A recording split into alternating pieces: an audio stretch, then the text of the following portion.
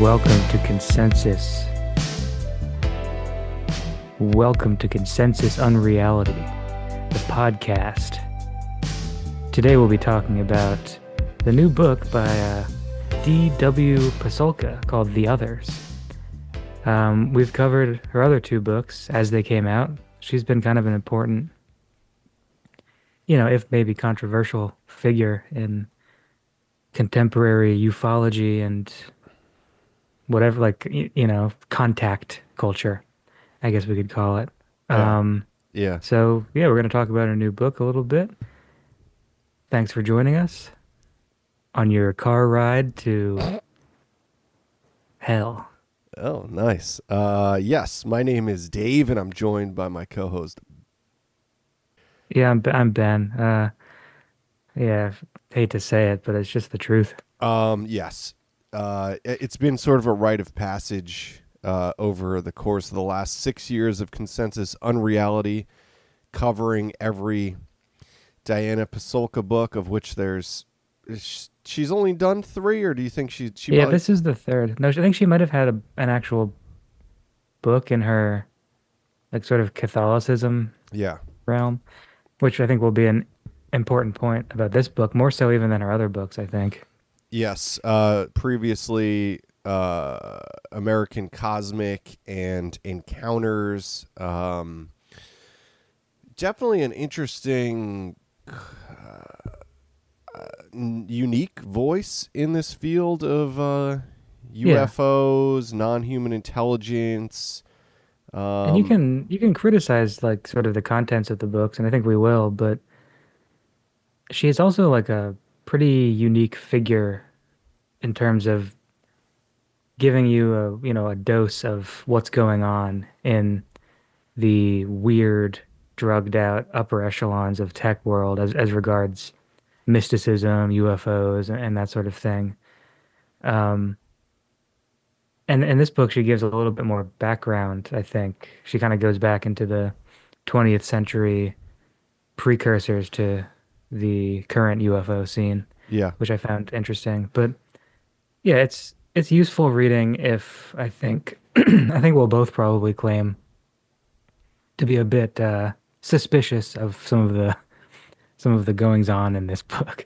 Yeah, and I think that's true of all 3 of her books. Yeah. Because she is that unique voice. It's easy and, probably apt to question, influences in these writings, access, questions of that going Yeah. on. There's a lot of relationships with, intelligence communities, and she seems to be in places that is questionable at times. I mean, more questionable in the past. I think the things that she writes about in this book seem to make a little bit more sense and have more traction because there is sort of an engagement with philosophical and religious communities in the tech sector to try and Yeah. incorporate some of that into, developments that are happening at ever increasing speeds. I will jump in and say real quick, 6 years of Consensus Unreality this summer. Check out patreon.com/consensus unreality for our full episode archive. 2 exclusive episodes a month. We've got our Discord community. You can also sign up to our print tier to get access to our printed Journal of Shells magazine. The new edition should be getting mailed in early September. That's really cool. It's got archival texts, new writings, artworks, some interactive stuff, and we include different printed items with that, like postcards, posters, unique items, a Ouija board in the past, kind of collectible stuff from us showrunners here. So definitely check that out. There's Yeah. It's the best and only way to support what we do. Okay, back to The Others. I will say this is kind of a 2 weeks in a row. We're doing a sort of review episode. Last week on Patreon, we did Disclosure Day, Spielberg's film, and kind of cracked the egg a little bit on They go Spiel. well together, I think, don't you? They do, yes. I think that's kind of why this planned coupling of our episodes happened, but it's also no coincidence that this book gets released at this time, I don't think. Um, I feel a publisher's hand on this one. Um, You think so? The yeah. grimy, the grimy, sweaty hand of a publisher. Well, we've got the. I think it's the release date is poignant, planned so around the whole disclosure day thing. But I also kind of feel that the subtitle of this book is relatively inaccurate, and it reminds a lot of the paperbacks that would be like extraterrestrial affairs or gods and spacemen. But once you crack the book open, it would really be like a sort of compendium of paranormal stuff. This is much more like in line with her t last two books, I think. Kind of like a survey of individuals who have these paranormal experiences. And so the subtitle well, you're alluding to would be UFOs, AI, and the secret forces guiding human destiny. yeah, thank you for that. Yeah. Uh, yeah, I mean, that's half of the book, and that was really the case of Encounters and American Yeah. Cosmic. It was focused around spending time with and interviewing these new contactees who are often in the tech sector, the private tech sector, or the intelligence communities, or military and defense Right. contractors. Um, yeah, that's certainly an Like aspect the of this second book, half. Yeah. but there's also there's a focus on Rene Girard and his influence on Totally. people like Peter Thiel.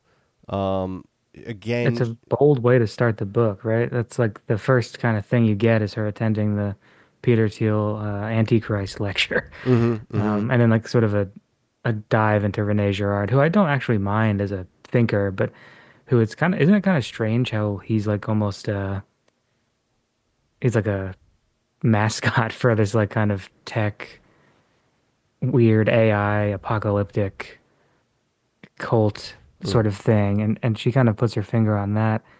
And then of course there's a whole bunch about uh Pierre Teilhard de Chardin. Yeah, that's round two because Desjardins is a focal is probably the main philosophical focal point of Encounters. Yep. And who is the other one that she talks about? Oh, Marshall McLuhan's also pretty big in this book. Yeah, it's an interesting book.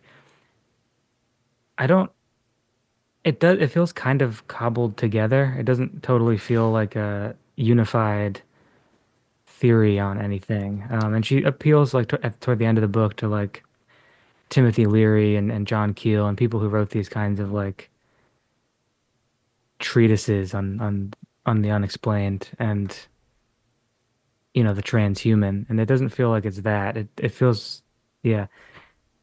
What you made a joke about it too, that it was like a AI summary of consensus on reality conversations. Yeah, I Uh, mean, I not to toot our own horn, but I feel like that was a lot of familiar stuff. you could listen to pick your poison of a few episodes we've done in the last year and get similar stuff. It in you said it feels cobbled together.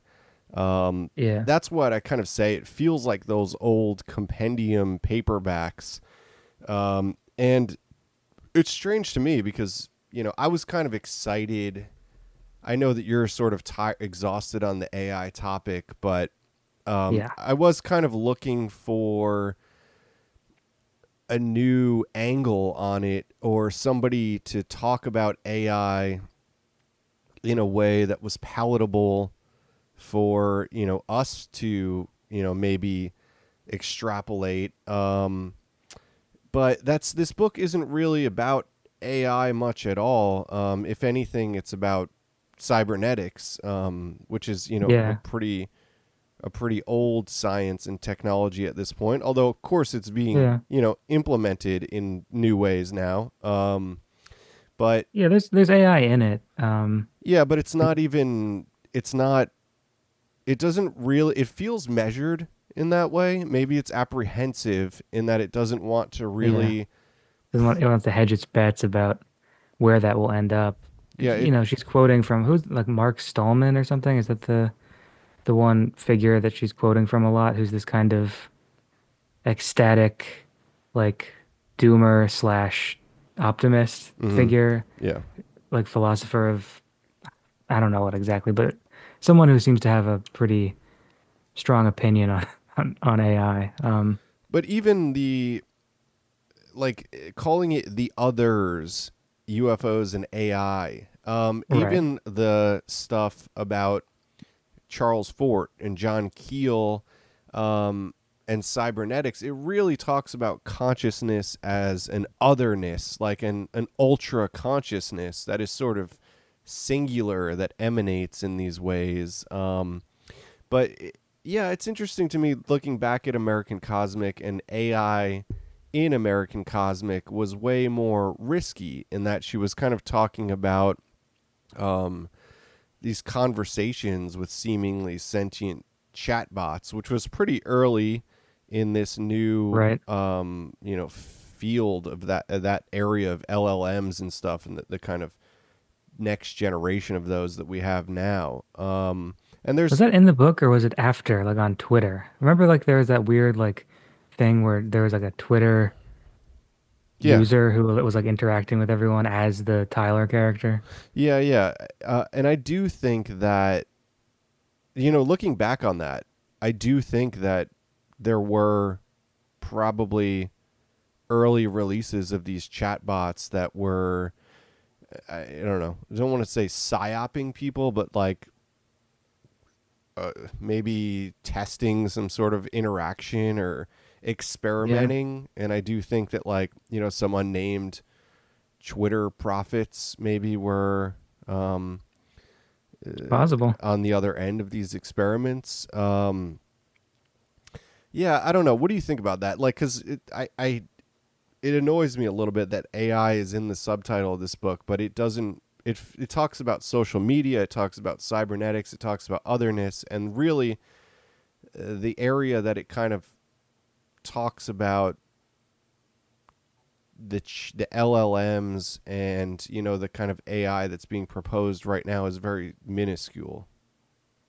Yeah, I mean, to me, it felt like it was in there, but certainly not as much as like really kind of banging on the noosphere and, internet as extension of the human organism and, like artificial telepathy through systems and communication technologies. That was, and yeah, the actual idea of these so-called like AI tools being,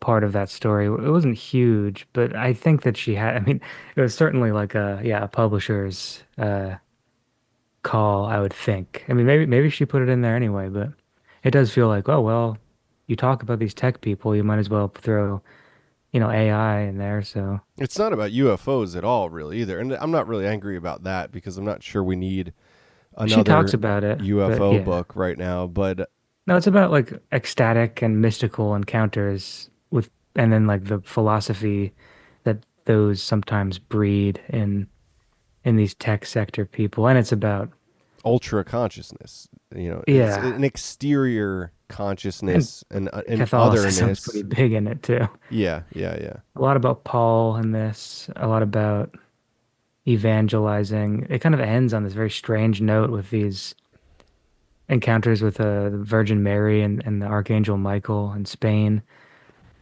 As I couldn't quite figure out what she was trying to illustrate that she had that end the book, but um, and of course there's a very long early chunk of the book about comparing Marshall McLuhan to Arthur C. Clarke's Childhood's End, and that is interesting. I feel like that book, it kind of that section felt a lot like a the opposite version of Jason Horsley's Prisoners of Infinity Yeah, because he covers that absolutely. quite a bit. And the new one, Big Mother. Big Mother. Yeah, Is that the newest one? I guess it might be. yeah. he's an interesting commentator on the AI phenomena right now. I have not been keeping up with them. Yeah, I just mean in terms of that book, and Oh, sure. Yeah. um, yeah, I don't know. It also kind of made me feel like, you know, are we already outgunned in like talking about AI? Like, is it just, to me, it feels like we're staring at this oceanic hyper object that, it feels every time it feels like if you talk about one thing about it, you're lacking something else because, the geopolitical aspects of it are massive. The implications, like it's wrapped up in so many different things that it feels like to talk about one aspect of it is lacking always. I guess so. It's been helpful for me to think about it just as a sort of like potentially exponential version of the internet that we've had for the last 20 odd years, like just amplifying every aspect of that to unknown degrees. Hmm. And just thinking about it in that way, you can kind of see where things might go. Although I'm sure there'll be some strange to it, like twists and turns about, I'm not sure if it'll amplify connectedness that, the early internet was supposed to breed. I think it'll probably amplify what actually happened, which was, isolation and Yeah, quarantine alienation. zones, Yeah. alienation. Yeah, slopaganda. And yeah, the personalized aspect of it feels a lot like early internet stuff, like people's like sort of self-built websites and then like stuff like MySpace, except that it's all secret. It's like diaries basically, like that talks to you. It's like in terms of the public facing sort of, if you talk to a guy in the street, what he uses AI for, it's probably basically as a therapist and friend. Um, Whereas the people who are using it in the tech fields and stuff like that, I don't know if it's entirely clear to us how they're using it, Mm-hmm. or how they will. I assume just to make more money. It seems like a safe bet. Yeah, I don't know. It conjures to me this Alan Watts quote always of like, "Stop trying to change the world." And you could also say that like Watts was a, a an asset of a certain type of Yeah, propaganda in that way. But like to me, sure. I'm always like, what's the end game? Like to what end is this increasing control spectrum being implemented? I guess just fear of others, Yeah, I think scared just men. control for Yeah, its own, yeah, control for its own sake. Uh, Probably some paranoia about violent revolution and stuff like that is, I mean, that's the reason I think for most of the surveillance stuff that's happening, which is intimately tied into the AI stuff. I would not be absolutely. surprised Yeah, if all of the money going into AI, not all, I wouldn't be surprised if a good deal of it were sure. just surveillance money. Yeah, yeah, yeah. And, the military tech stuff, but I don't know. I would be surprised if that's really all that useful. Um, you'd think that they would check before they let AI shoot somebody, but Hell yeah. Terminator. Yeah. I I don't know. I just felt like with each one of her books, maybe I don't want to say that she's a one-hit wonder yet, but to me American Cosmic landed and it felt so unique and it raised a lot of really interesting questions. I think it kind of shined a light in places that had been very dark for a very long time yeah, in this lore of UFOlogy and um, I feel like it's also it's a propaganda book too, in the way that, and maybe I can't even think of a good, uh, comparison, it's a new but narrative. If we look at it as, yeah, not a real, totally real narrative, it's a new narrative in this thing. right. Yeah, it's trying to angle the whole thing in a new direction. Yeah, I mean, I guess maybe like Communion or something like that did a similar, but that's so much more of a personal, like new age narrative, really.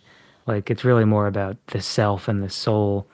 I'm trying to think of like a good example that like directed the paranormal conversation in the same way that something like American Cosmic did, but Mm. maybe just like the Bob Lazar stuff and in the 90s. Yeah, yeah, yeah. Well, I don't know. I guess something like, Day After Roswell and Yeah, right. That um that basically invented the Roswell. Well, not that book by itself, but it's one of the big ones that kind of it fleshed it out a lot. yeah, built the mythos out. Yeah. I wonder they should have like a role-playing game based on Day After Roswell. Like a board game, get people around on Saturday night. Yeah. I liked I liked when she got to Leary and the Starseed stuff. Yeah. I find that very interesting. You can see a trend with all of this. Like if you're from a certain parapolitical community, your sus meter is going to be going off with everything in this book, probably. What's maybe the least suspect thing in there is like John Keel, and a lot of people feel that he's Yeah. suspect. I don't think he's I think he was just odd. Whatever. I'm just just Yeah, saying no, that, you're right. just crossing my They did. T's and dotting my I's there. But like, yeah, I found that stuff interesting and how she kind of fits it into this spectrum consciousness. Yeah. And Gerard, yeah, Gerard is an interesting influence on people like Teal, but also on what's his name, Land, right? Nick Land. I don't know actually. I have no idea. Early on, I don't. Because Gerard's I think early on, like a religious philosopher. yeah, Well, but kind of in between. it answers a lot of questions about Yeah. you know rationalism in a century of rationalism, Yeah. No, or I it mean, approaches Gerard's it. a really he's an interesting philosopher. It's kind of thorny, and she does a decent job of kind of laying out his more important idea of like mimetic desire and mimetic violence and that kind of thing. But it's not the kind of thing that I would ever want to try to explain. So, Right, right, and I find Teilhard Deschardins uh, a very interesting voice as she does, to kind of use as a tool to approach subjects of modernity and kind of where we're heading now.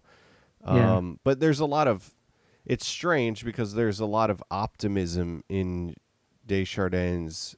I would say it's mostly optimism in his concept of the noosphere and omega point. It's a sort of um, alternate natural unified consciousness that exists as a an invisible layer around the planet yeah, that we're all kind of tapping into, uh, and we're all kind of increasingly moving towards stepping further into. But it's a weird parallel to things like transhumanism, mm, which is sort of an artificial version of that. Um, yeah, so I think that's it's a tricky subject of why he's used in this book, and why he maybe will become a more popular voice to sort of justify some of these things. right. Yeah, I don't know. He's a Jesuit from writing in like 1919 to 1930s, I believe. To It's wild. contextualize this a little bit, he did really have a lot of prophetic thoughts, kind of talking about the collective unconscious in a way, a while before Jung, and Mm, writing about things that it is really adaptable to the directions that our technologies have gone. for sure. But yeah, I don't. What's the chicken and what's the egg there? Is it like, we fitting him and his ideas into our artificial version, our artificial networked cybernetics, you know. There's, I mean, maybe I'll open this up to whoever is listening to this right now. Maybe leave a comment, but I would love to read a book that is sort of a history from the very beginning up until like now of the internet and the ideas that kind of built it, Mm. and the idea of sort of like a worldwide network. I would find that interesting because there's so much there, including, all the stuff that we're talking about now. And I'm sure that there's a great 500-page book on the subject, but yeah, maybe if you know, because I can't think of one off the top of my head, but Yeah, I kind of what I said before too is like, are we outgunned in this conversation? I basically mean as like an outsider because there's tons of people in tech talking about AI, but I think the reason that Diana Pasulka is invited to this Peter Thiel conference in the first place is because even they recognize that they need specialists who are yeah. approaching the idea from other areas, whether they're propagandizing that or not. They're looking Well, for that, yeah. to What did you think of like the tone that she takes with it's very measured how she talks about Peter Thiel. I found it like distractingly neutral. Yeah, I mean, I think she likes the access. I think she's, maybe it's a little bit of a dark forest theory there. Sure. I think certainly denying how, um, I don't know, influential he is as a figure would be foolish. Totally. Uh, He's, yeah, unbelievably influential. yeah, exactly. For real. Yeah. The religiosity of his like public facing persona is curious too.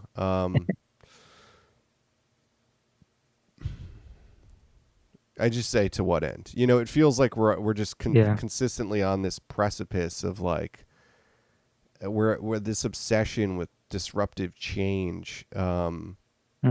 But that's such an online thing. Like when you I was just driving, I was doing a little road trip and I was like out in Ohio in Amish country in deep farmland. And it's just like there's majority of the people like we don't want like we don't feel the need for some sort of disruptive massive change. Like the world is going to do what it Right. does. Change is a gradual thing that happens over time, and this obsession with like Yeah, yeah, yeah. tearing Apocalypse. down and changing things immediately, this obsession with the eschaton, uh, You're right. I mean, it's there just and so it's like a bizarre. feedback loop within these small wealthy communities where they think that time is moving in this like snap, snap, snap thing. But for most people, Maybe they got spooked on their own Kool-Aid. Like does it have that does probably. it feel that way that they're like Of course I feel, yeah, yeah, 100%. that's pretty hilarious. I've never really considered that because like you think of the internet as this tool to weaponize fear and our sensory impulses all of the time against, Yeah, the proles, us. right. But it seems that like the people in control of it are maybe they drank their own Kool-Aid a little too much. They did. They drank it. They thought it tasted good, but it made them crazy. Yeah, Classic. Um, yeah, it feels like a minor book in some ways. it's It's very much so. I was left feeling at first I was like, whoa, this is gonna like go into some weird stuff that's gonna make me uncomfortable and angry, and it Yeah. didn't. Nope. It's a very, I'm tempted to say it's milk toast. And you know who this is useful for is I don't want to, this isn't diminishing because I think that we've been doing this show for 6 years. We have a tendency to mention a lot of names and things as if everybody knows them because, we've been studying a niche area of weird Yeah, books for a long time, many years before we started this podcast. And I think a lot of the time people are like, well, who the fuck is Charles Fort or John Keel or this name, that name? I think this book is actually very good for somebody who's sort of new Mm. and curious to the area of Yeah. non-human intelligence, technology, and UFOs. I would Um, say with a caveat that it really has an axe to grind, and it's not entirely clear what the axe is for, but it feels like it's definitely coaxing a narrative out of these things that I'm not quite understanding. Like, and I watched a bit of her recent interview on Joe Rogan, which is hell yeah, really tough to watch because he's just interrupting her the whole time. yeah, Um, but she seems to be pretty on board with this idea that it's possible these things are demonic. That there's a demonic aspect to this, and it's a bit in the book too. Um, and I find that suspect because it seems to be idiotic. Like I think that might be like it's an idiotic thing to say. well, that's Not that, yeah. The axe that you're talking about that she's grinding is Jesuit Catholicism, which she has an education in, and all of her books are written from. And then right. what's lacking in that is plurality of intelligence, which is in you know polytheism and not monotheism. So there's kind of within Yeah, polytheism, there's a spectrum to approach other intelligence if we're to, hypothetically believe any of this is real. And sure. in Catholicism, there's, of course, the temptation to say this is an angel or a demon.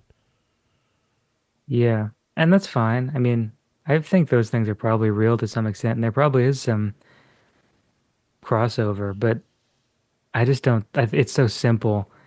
Uh, and it's just the kind of thing the dumbest guy you know writes on a bathroom stall door, Yeah, not like a serious UFOs or demons. diagnosis.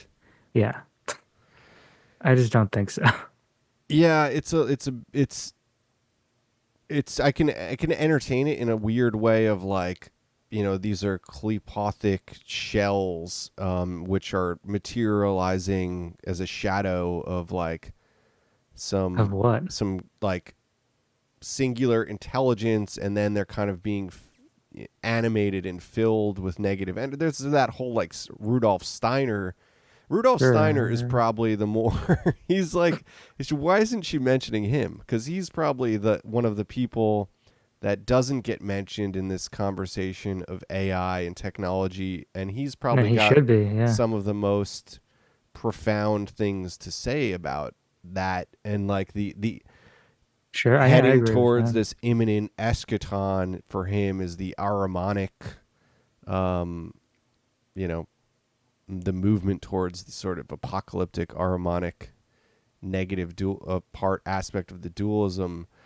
Mm, Um, yeah, I'm just saying I could like entertain it from a weird curveball arena, but for me, for sure. usually this whole thing is defined in a sort of pantheistic polytheism, which I think it's just this it's all so complicated. There's Yeah. a long history of this throughout every culture in the world, and it's defined in a very deep, um, personal way. Uh, so to say that objectively it's bad or good, I think it like kind of maybe that's where we're outgunned again, in that like it's probably a lot more complicated than bad or good. I mean, it certainly is. What isn't? And then people like to come around and be like, no, it really is good and evil. That really is how the world works. Like that's like sort of Yeah, a very popular, like smart guy take yeah, of a certain kind. And that is, I still don't think that's true. yeah, Uh, that's crazy. No one has experiences in their life that are, you can't divide like the scope of your life into good and bad. It's just, that's crazy. yeah. Everyone knows that. So why would UFOs be able to, like something that's like half real? How could you possibly, um, I don't know, dissect it in that way? Um, it is, it's a food for thought kind of book, and I don't know. And she has an interesting way of writing where there seems to be like a lot of credence. she's like feels very credulous sometimes of the things she's talking about. Like she like just kind of like going with it and like reporting things just as I don't know. And I don't know if that's good in this area or if it's dangerous. I just feel this one is safe. Like it's, I think maybe that's smart because you don't want to. It's funny because I was thinking about actually the first episode we did on her and American Cosmic. I believe the mhm. title was like UFO coin because Yeah, we were like joking about cryptocurrency because it was probably 2021. right. So it's like I'm talking about. I don't want to diminish her for not sounding dated in this book because the whole Mm. concept of LLMs and AI. Yes, it's not new technologically, but it's new Yeah, the in conversation. pop culture and And it's gonna age like milk. exactly. Yeah, so Yeah. maybe So yeah. she doesn't want to be as risky in being like people are talking to sentient chatbots or whatever. Right. But I just felt like this one, it didn't have a little extra sauce that you know Cosmic definitely did, and Yeah. Encounters was more interesting than this too. Um, Yeah, she left out the garlic. You yeah, can't forget the garlic. yeah.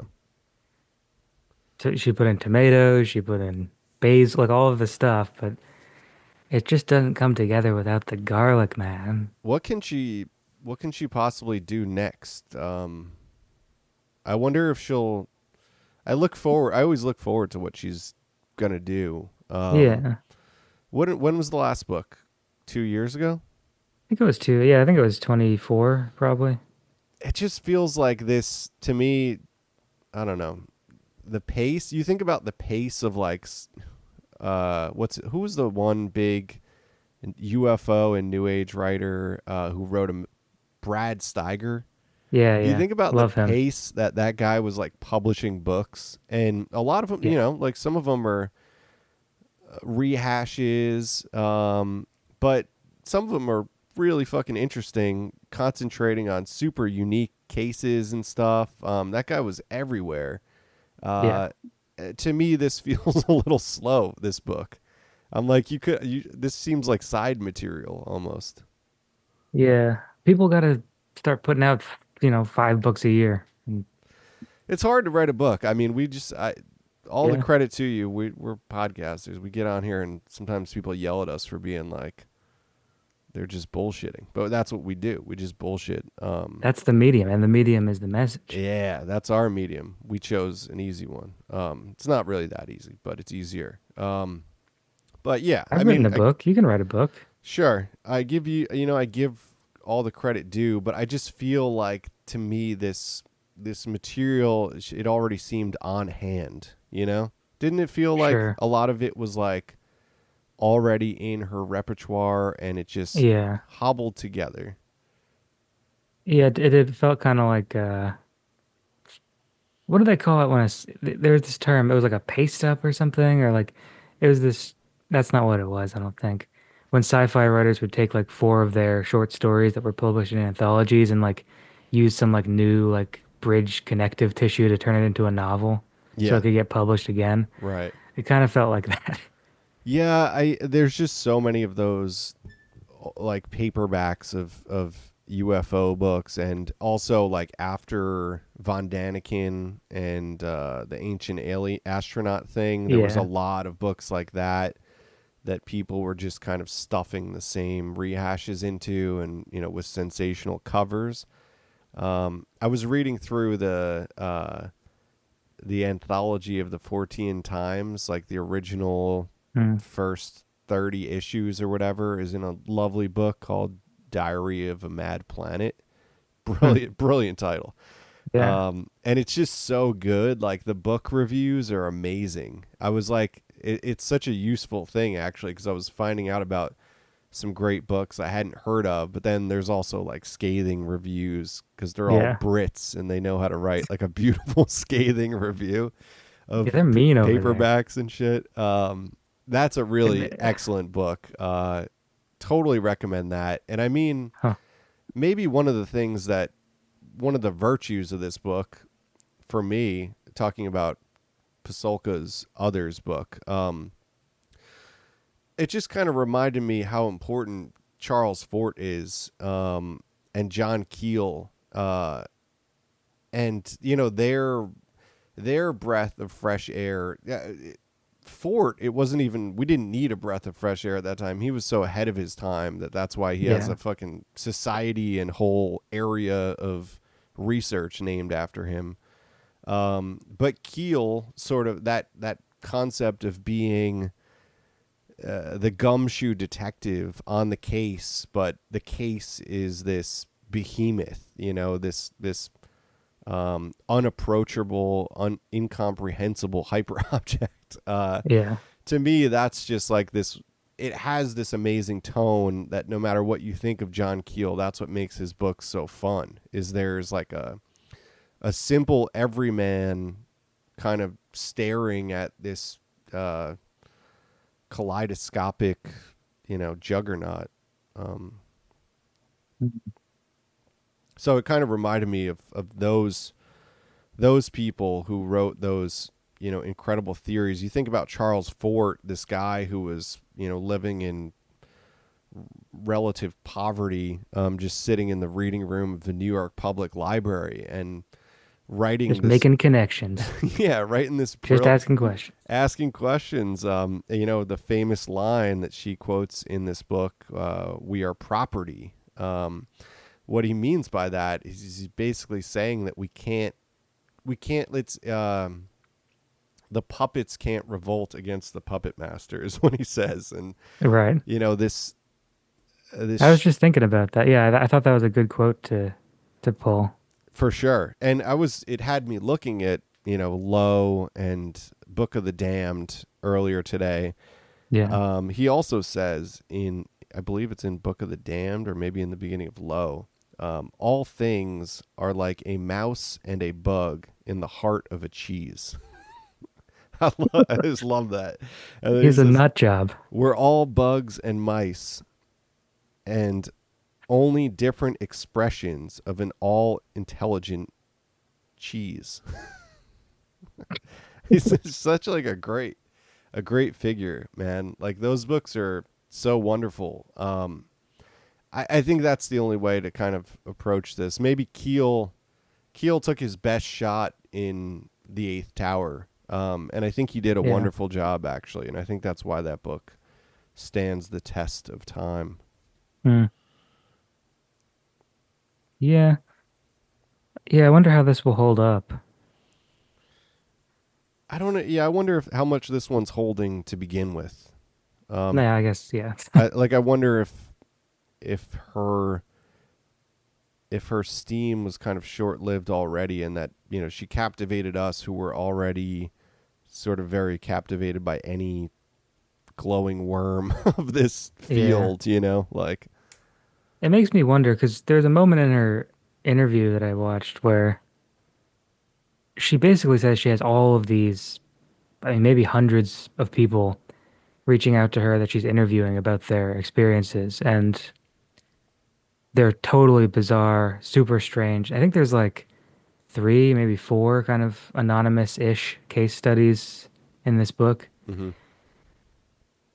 But, and she basically says in the interview, for the sake of privacy, she doesn't really talk about the particulars of these experiences because she, the people don't want to be identified. But it feels like that's kind of what you have to do in order to get anywhere. And this is to like listen to people's actual stories Yeah, and see what that makes. And I guess she's kind of trying to do that, but I feel like I think that's the best. anonymity Yeah, that's the doesn't best part really of her work. pair.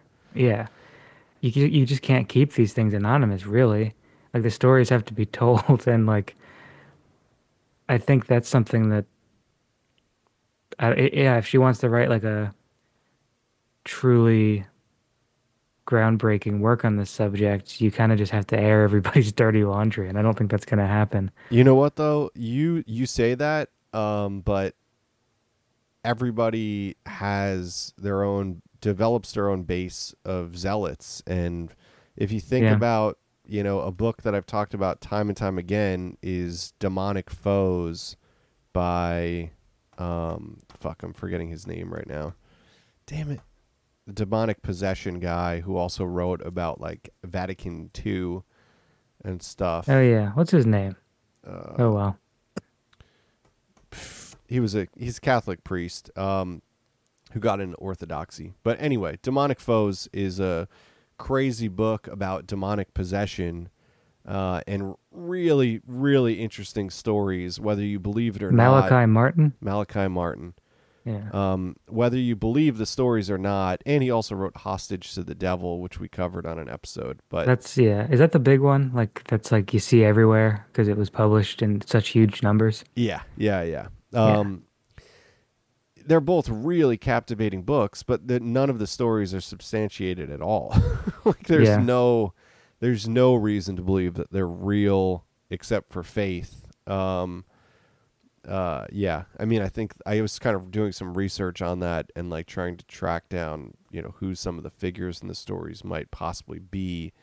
It seems like And it's pretty well buried. yes, it was very difficult. But believers are going to believe it. That's what People they who do. are already preconditioned to believe in demonic They want possession. to believe. Yeah. Would you like to see like a sort of a actually never mind, the show was already made. I was gonna say, would you like to see like a Catholic Fox Mulder who just wants to believe Right. They in did. demons and it's evil. Yep. The show evil. They literally made it. Uh yeah. Decent show though, even though it's like propaganda. It was all right, but there was a time when maybe I don't know, I'm sounding like a boomer now, but there was a time when we were younger that like network TV could still be decent and interesting, like the X-Files on Fox or Yeah. whatever. But evil has that sentimental quality of like network TV that just makes it unwatchable. Yeah, I've been watching the remake of V from 2008, I Yeah. think, or 9, and it has I think that's after the hump where it got just like kind of turned into dreck. Yeah. But it's like nice background television.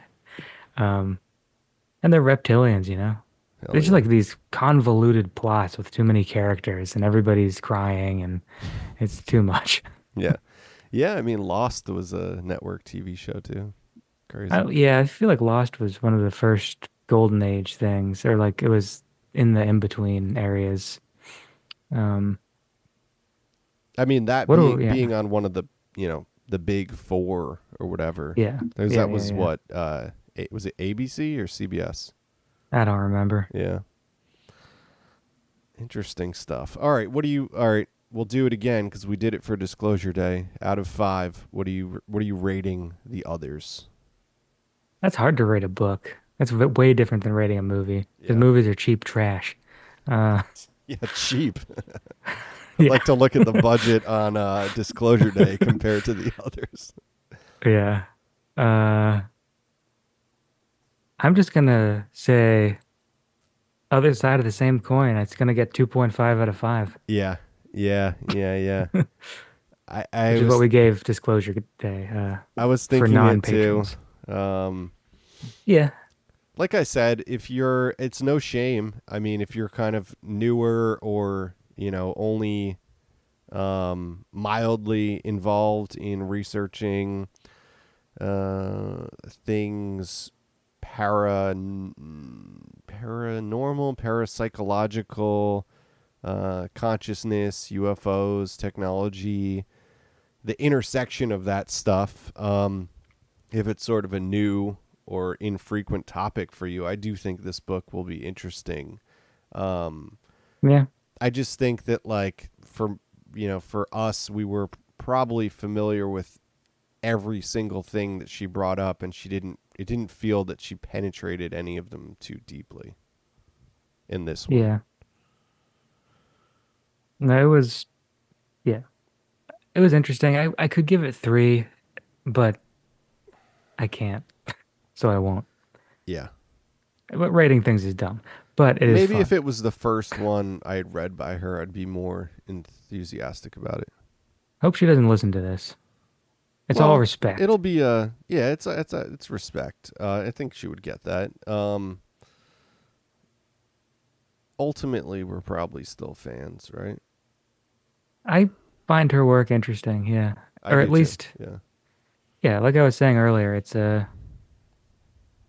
like a tire pressure reading for the whole thing, for the whole UFO thing. Is kind of what her work feels like, for better or worse.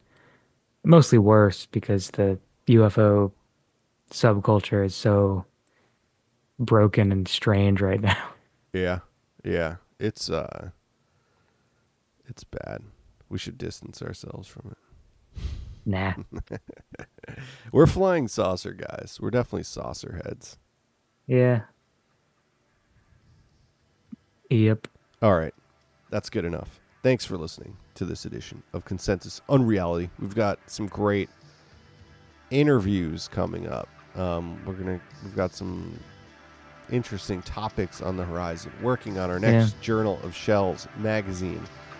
Subscribe to patreon.com/consensus unreality. Don't miss out on 2 of our episodes a month, and don't miss out on our full 6-year episode archive. We only have a very small fraction of that available publicly.